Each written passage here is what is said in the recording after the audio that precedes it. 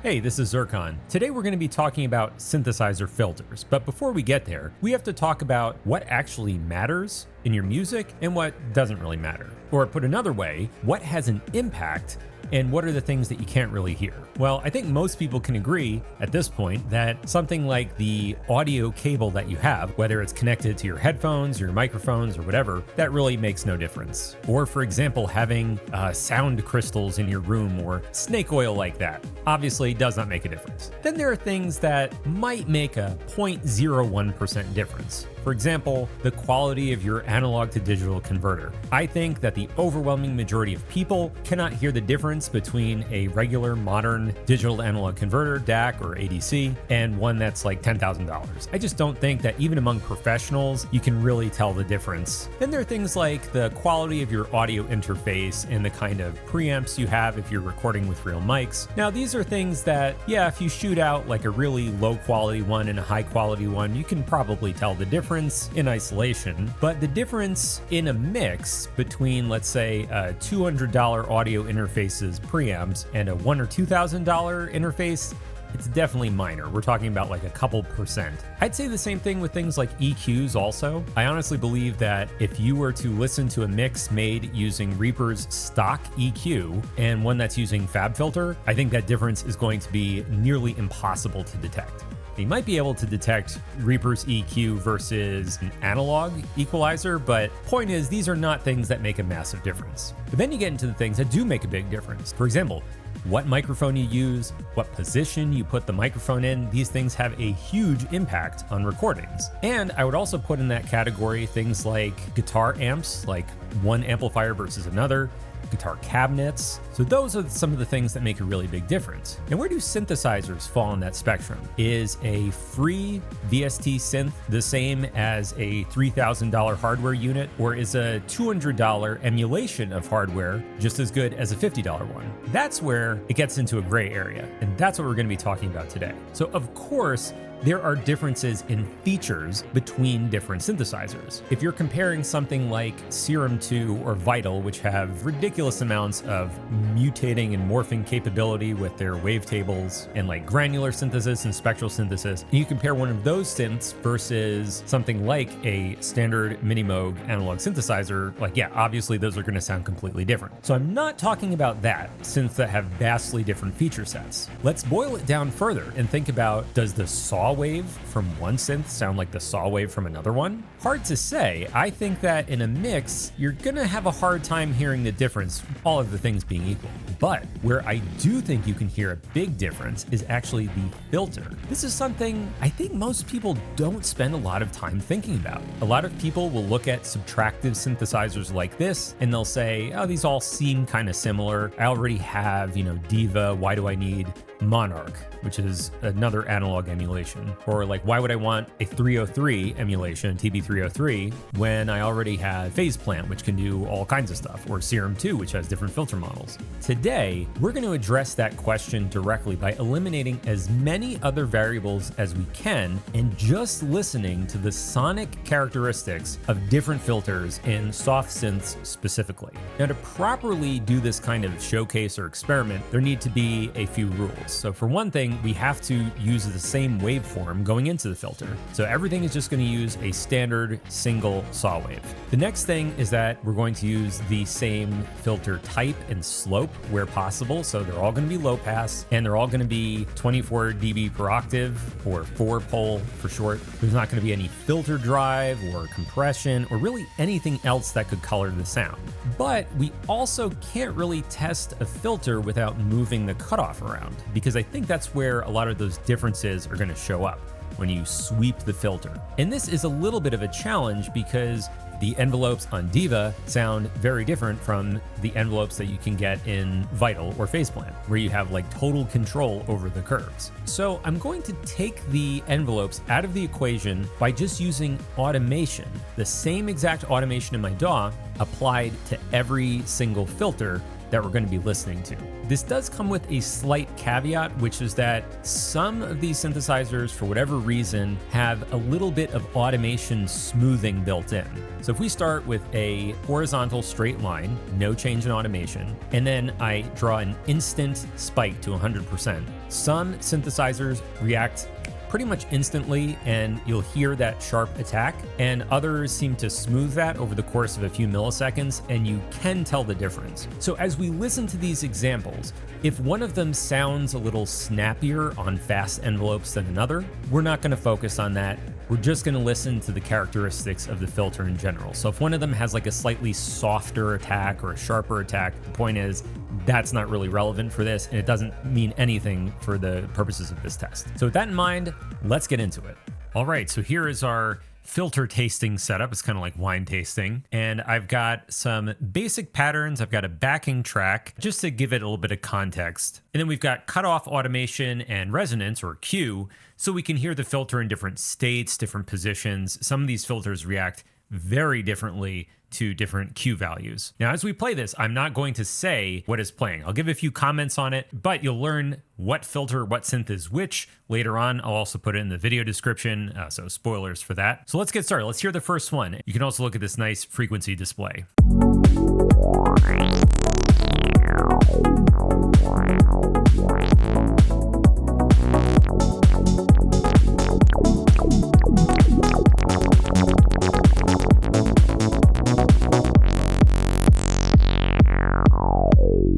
This to me is just a very solid filter. It doesn't have any particularly unique properties to it, but I think it sounds pretty good at all the resonance values. It does get a little bit quiet at the lower cutoffs, but it's not a big deal. All right, here's synth number 2.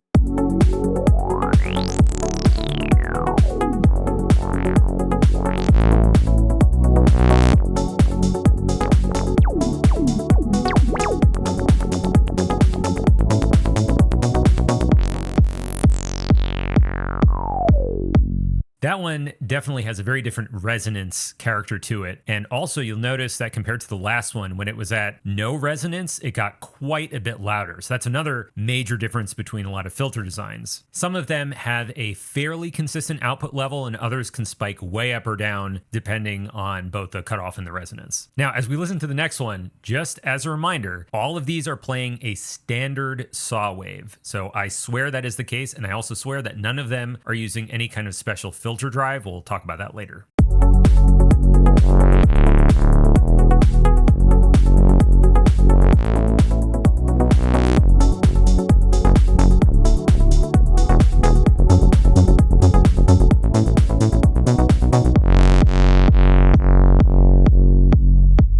Just to give this one a bit more attention because it is a little hard to hear, it's particularly dark, let's just hear this in isolation.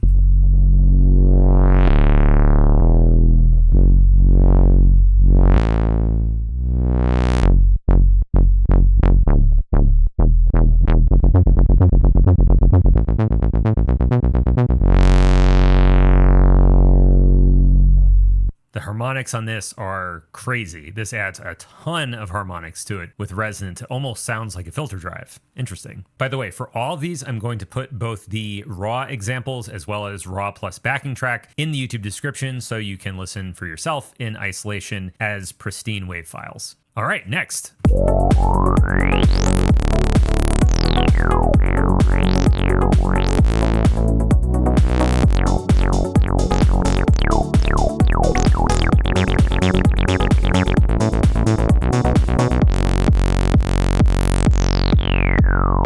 Just to make this a bit more spicy, some of these different filter models are actually coming from the same synthesizer for those that actually have different filter models available. So you can try to guess at which one's which. I like to just have some fun with it. Now, as a reminder, with this part here where we heard the isolated staccato notes, the way this particular synth responds to automation is a bit smooth. So even though I have these points as very sharp, it just doesn't react that fast, but that really doesn't have anything to do with the filter. That's just the way the synth is. All right, next up, and this is another wild one.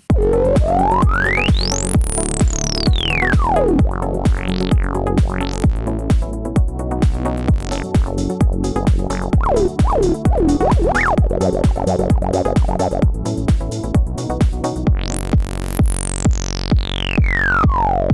you want to talk about volume differences at different cutoff points, this one just has an enormous range. You can barely hear it at all when there's no resonance. And boy, are there some interesting properties when the resonance goes up. Okay, next.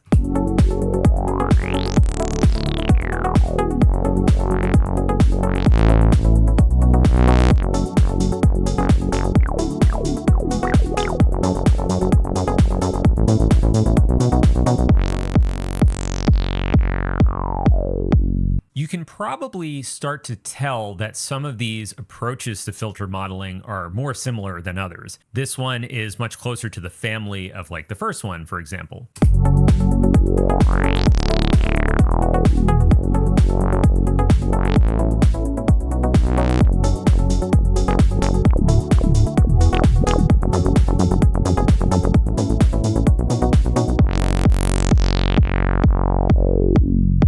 That one purports to be modeled exactly after a Moog ladder filter. Now, a lot of synths do that, but just want to put that out there. All right, back in the wild territory.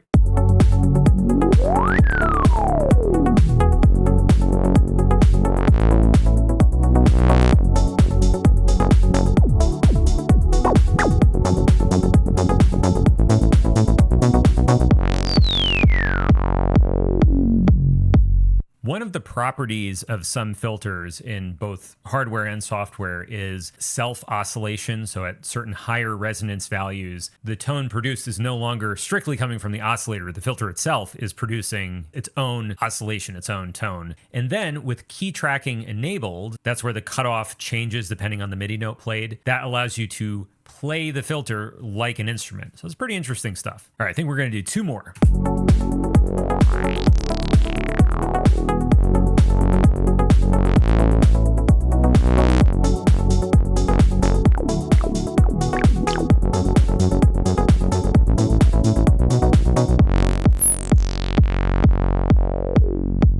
So far, this one is the least reactive to lower resonance values, but you could see that towards the end when we did the big sweep downwards, it got very resonant. So not all of these follow a linear response where the volume or the behavior just changes the same way, going from 0 to 10%, 10 to 20%. Sometimes there can be big changes beyond a very specific point. And finally,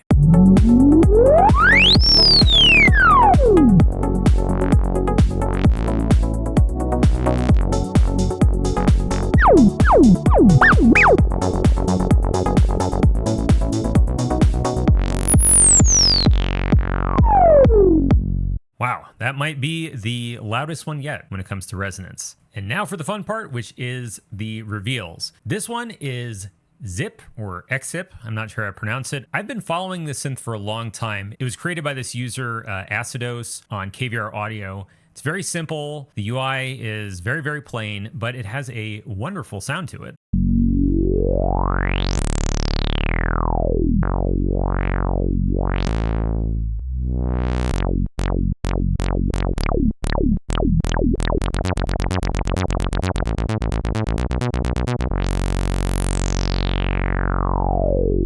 It has a few different filter types, but there's no drive, there's no other options for it. It's just a really solid free synth with a great filter on it. Then next up, we had Pigments using the Minimoog model filter here. Pigments has a ton of filters. You probably could do a whole video just shooting out these, but this is one of my personal favorites, so this is the one I wanted to demonstrate.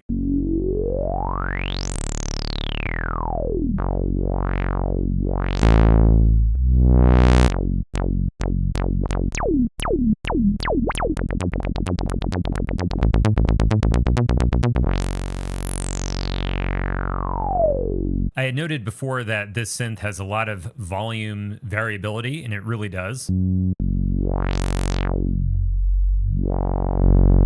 Like, you can actually see what's happening in the waveform. As you increase the resonance,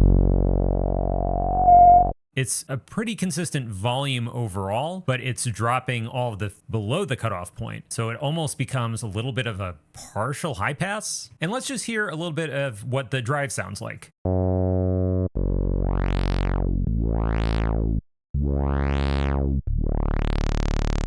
And we can also try higher resonance values.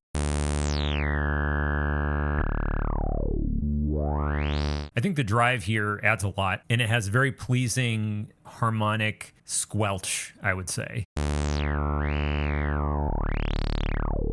This next one you may have guessed, Massive, the original Massive, and I think this filter carried over to Massive X.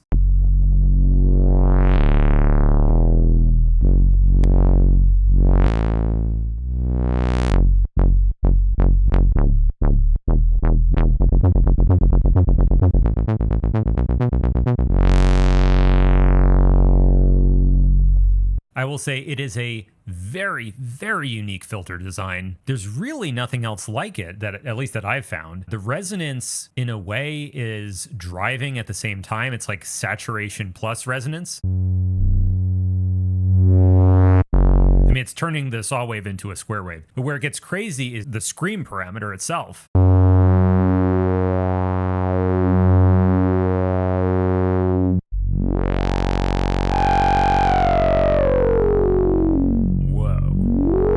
You can't get that specific sound out of the previous filters that I just showed. It's so different. It's really unique. Here is one of my all-time favorite synths, Zebra 2.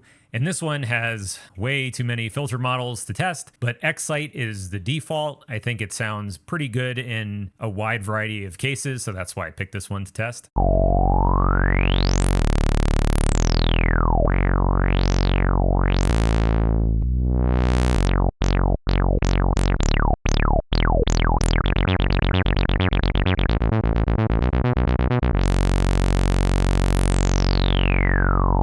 I don't know why the automation doesn't show up. Obviously, it is being automated.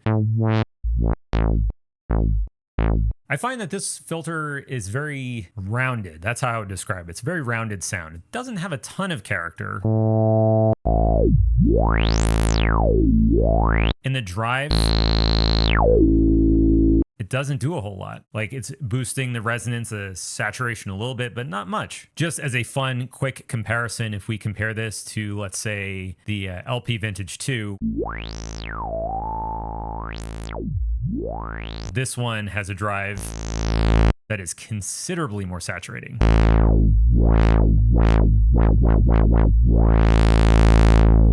All right, Imposker.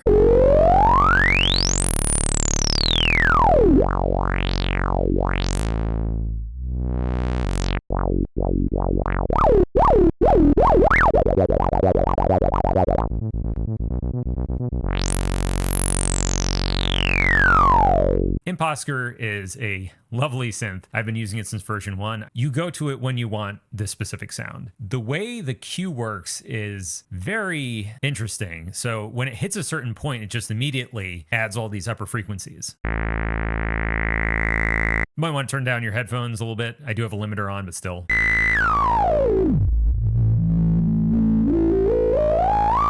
Very cool, very wild. It has a filter drive, which I just had at neutral. If you combine these two things, it is even more extreme. And then it also has this separation, which I think it's sort of taking the cutoff and splitting it into two different points. I don't fully understand exactly how it works, but I believe that's what it's doing.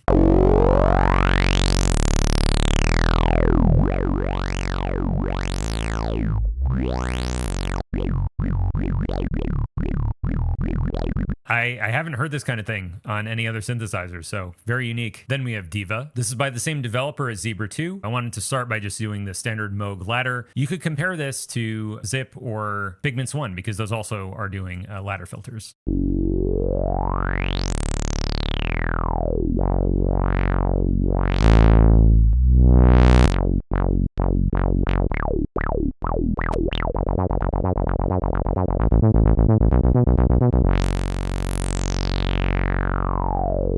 This, to me, doesn't sound that unique. Diva is a great synth. This is a great sound, but let's say you had Pigments and you were looking for a distinct filter sound. You might not go for this first because this kind of has a lot in common with it. Also, it doesn't have any drive on this particular model. It does on some of the other ones. Now, it does have frequency modulation from the first oscillator. But that's not the same thing as drive. So speaking of ladders, I wanted to make sure we had something from the favorite, Serum 2.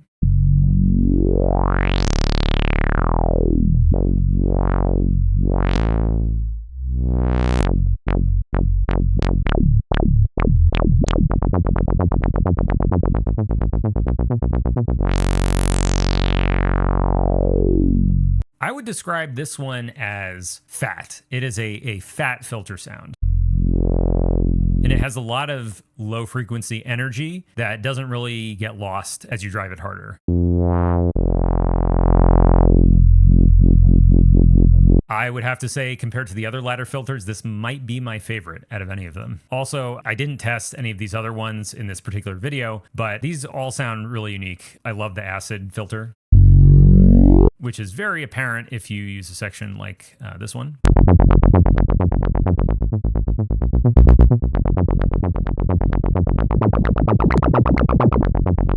For our tri-ultimate, I guess that's before penultimate, there's Massive 2 again, and this one is the Daft filter.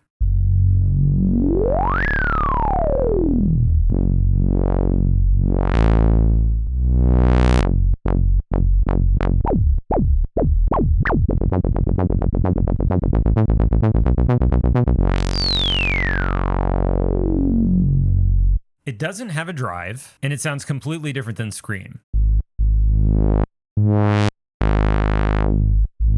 I think it's surprisingly good considering how old the synth is. Good stuff there. Then we have, and I'm zoomed in here just so you can see it better, Chronix, which is a new synth from Impact Soundworks. Full disclosure, that's my company. Make sure I always point that out. And I'm going to make another video about this one or involving this one in more depth, but this is another synth that has a bunch of different filter models. This one is called the Crow MP, which is based on the Korg Monopoly.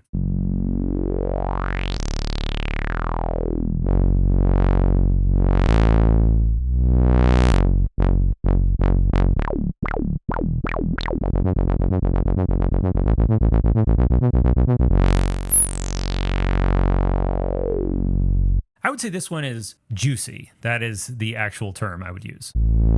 Mainly when it's at slightly higher resonance values. It does lose some of that low frequency. You can see it happening. There's that self-oscillation. One of the things that I loved about Chronix when I first started playing with it is the fact that it has so many filter drive types. I've never seen this many drives in any synthesizer ever. If you select the pre, this is just a standard filter drive. I'll add a little bit. So that sounds very different than a rectifier type of drive. Right? Like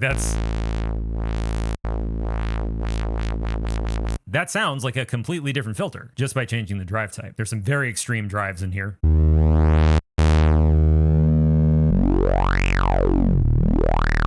This also has more filter models. So for example, the acid filter sounds pretty different than the Serum 2 filter. I'm going to turn on just pre-drive, but we're going to start at 0.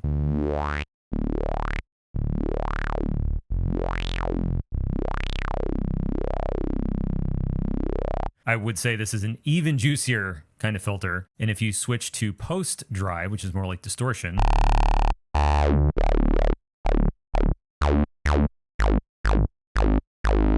again, completely different sound. There's also a fun boost feature, which is like 10x gain going into the drive or something like that. It's crazy. So this is our double drive type. Let's switch it to boost mode. Check your headphones on this. So if you like drives, distortions, wave shaping, Chronix is a ton of fun for that. The very last one here is Zebra 2, and this one's using one of the MS-20 models, the SK here. It's the Korg MS-20.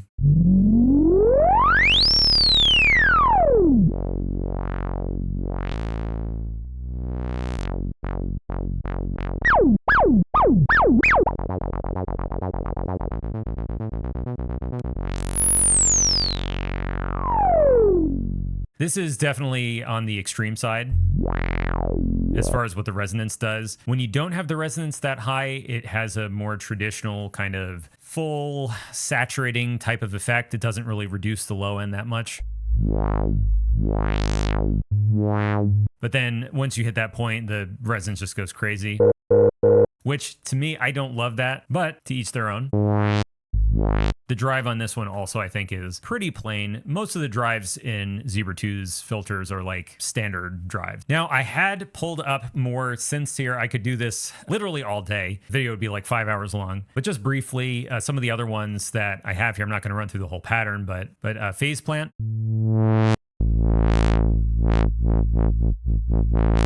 Has a very nice analog style low pass, maintains its power very well, like Serum. And if we instead use the non-linear filter, this has some different drive types too, which I really like.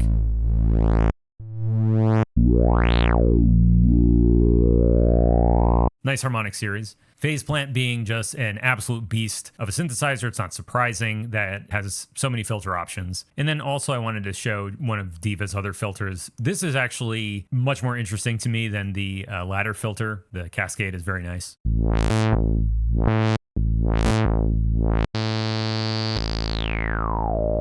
And I like the fact that it has sort of two sub modes.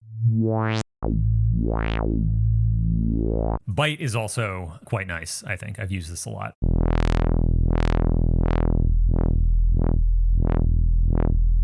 This has more in common with the Scream filter, I think. Whoa. Don't love that kind of zippering.